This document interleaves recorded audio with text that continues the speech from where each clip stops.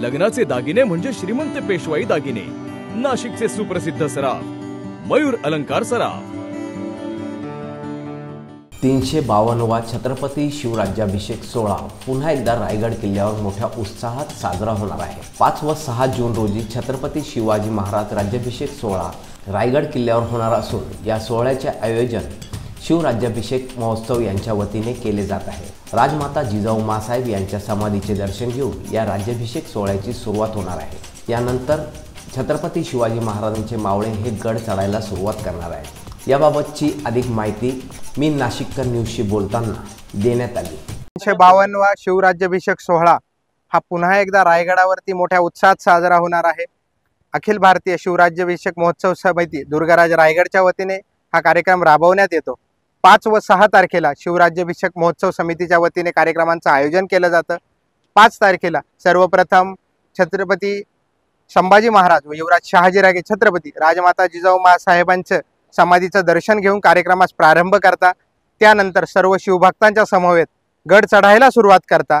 वरती शिरकाई देवीचा गोंधळ असतो 5 तारखेला, त्याचप्रमाणे आपले युद्धकलेचं प्रशिक्षण असतं व 6 तारखेला छत्रपती शिवाजी महाराजांची पालखी असते। त्यानंतर राजसदरेवरनं छत्रपती संभाजी महाराज संपूर्ण शिवभक्तांचे आभार मानता व त्यांना संबोधित करता। अशा प्रकारे शिवराज्याभिषेक महोत्सव समितीचं आयोजन असतं।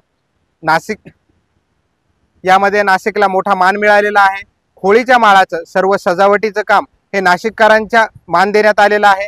त्याचप्रमाणे आपल्या पवित्र गोदामातेचं पाणी व त्र्यंबकेश्वर येथील कुशवर्ताचं पाणी अभिषेकासाठी नेहमीप्रमाणे शिवभक्तांच्या वतीने घेऊन जाण्यात येणार आहे। आपण खरंच भाग्यवान आहात नाशिककर। छत्रपती शिवाजी महाराजांच्या स्नानासाठी ज्या दिवशी राज्याभिषेक असतो नाशिकवरनं पाणी जातं। दुसरी गोष्ट, आपल्याला सजावटीचा मान मिळाला आहे, हा अतिशय नाशिककरांसाठी उत्साहाचा आहे आणि निश्चित नाशिककरांनी याचा मध्ये येऊन भाग घेतला पाहिजे।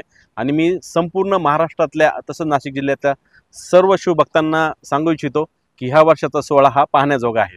दरवर्षीप्रमाणे याही वर्षी शिवतीर्थ किल्ले रायगड या ठिकाणी अखिल भारतीय शिवराज्याभिषेक महोत्सव समितीच्या वतीने या ठिकाणी विविध कार्यक्रमांचे आयोजन करण्यात आलेले आहे। यामध्ये गेल्या 11 वर्षापासून चित्त दरवाजा या ठिकाणी त्याचप्रमाणे रायगडावर येणाऱ्या स्वयंसेवकांसाठी अन्नदान करण्याचं काम आम्ही करत आहोत आणि याही वर्षी 50,000 लोकांचं या ठिकाणी अन्नदानाचा कार्यक्रम आमच्या राजमाता जिजाऊ प्रतिष्ठान आमच्या राष्ट्रवादी युवक काँग्रेसच्या वतीने मी प्रफुल्ल भाऊ पाटील आणि आम्ही या ठिकाणी करणार आहोत। या ठिकाणी मी या निमित्ताने आवाहन करतो की महाराष्ट्रासह नाशिकमधून येणाऱ्या सर्व शिवभक्तांनी या अन्नछत्राचा लाभ घ्यायचा आहे आणि दुर्गराज रायगडावर होणाऱ्या या राज्याभिषेकाचा सोहळा परत एकदा अनुभवायचा आहे। अमर सोळंके, मी नाशिककर न्यूज, नाशिक।